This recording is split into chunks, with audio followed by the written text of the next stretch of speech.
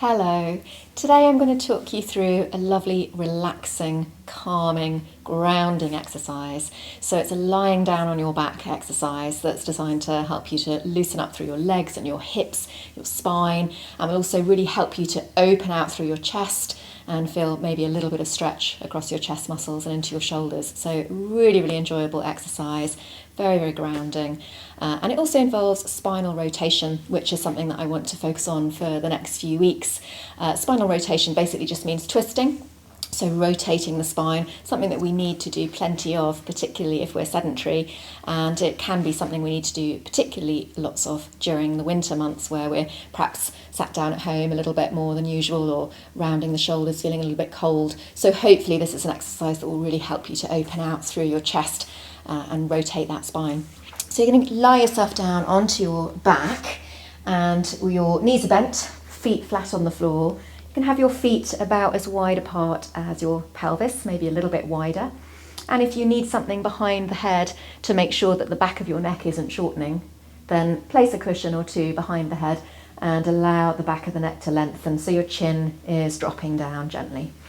And then ideally you want your arms back behind you. So ideally, if that's comfortable for you, allow the arms to stretch back behind you and relax them into the floor when you get there. If they don't easily relax into the floor, then you can perhaps allow them to widen out a little bit more into a high V shape, or possibly even out into a wide T shape if that's more comfortable for your shoulders. I'm going to allow my arms to release all the way back behind me so that I can get a nice little bit of stretch across the chest.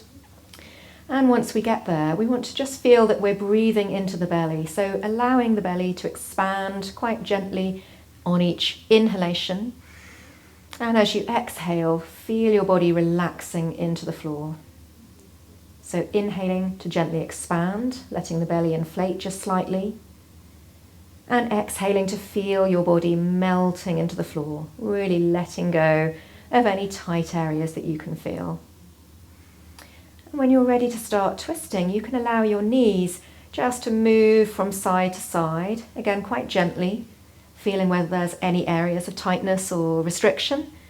And if it's comfortable, you can allow the knees to drop all the way to the floor on one side, or as far as they're able to go for you. And when you get there, take a few breaths to relax. Again, breathing into the belly, letting it expand as you inhale, and breathing out to feel your body letting go, relaxing a little bit more. And then when you're ready, you can transition over to the other side. Again, taking several breaths to feel your body letting go once you've found that twist. So although you're moving your legs and your hips from side to side, the rotation in the spine is actually occurring a little bit higher up into the waist area and the rib cage. So it does have the effect of rotating through the chest, even though it's your legs and your hips that are moving. And as you get used to that movement, another nice way to transition from side to side is to open out through your top leg, widening the knee as much as you can and allowing that to carry you through the middle and across to the other side. Then you can let your top leg relax, feel yourself breathing and letting go for a few moments, and then repeating that butterfly action of opening the top knee wide and allowing it to carry you over to the other side before you let both legs relax when you get there.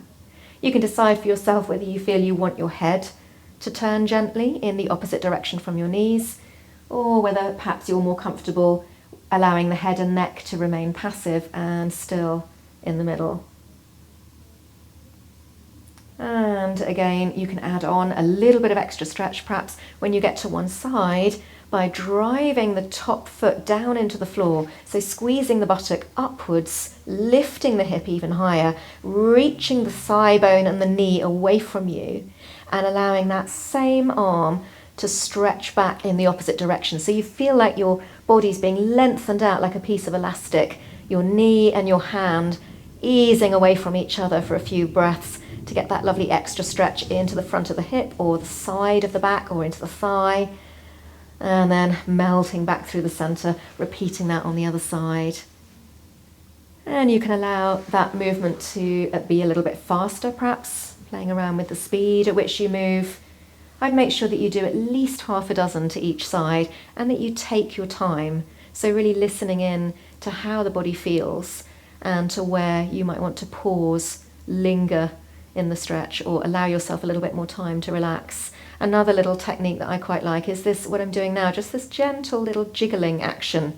So I'm just rocking back and forth with no effort at all, very effortlessly, just loosening through the tissues, allowing my muscles to let go a little bit more, allowing my fascia to yield a little bit more, and then taking it off to the other side. So anytime you meet a little bit of resistance, try that gentle little rocking action to give yourself an opportunity to let go a little bit more.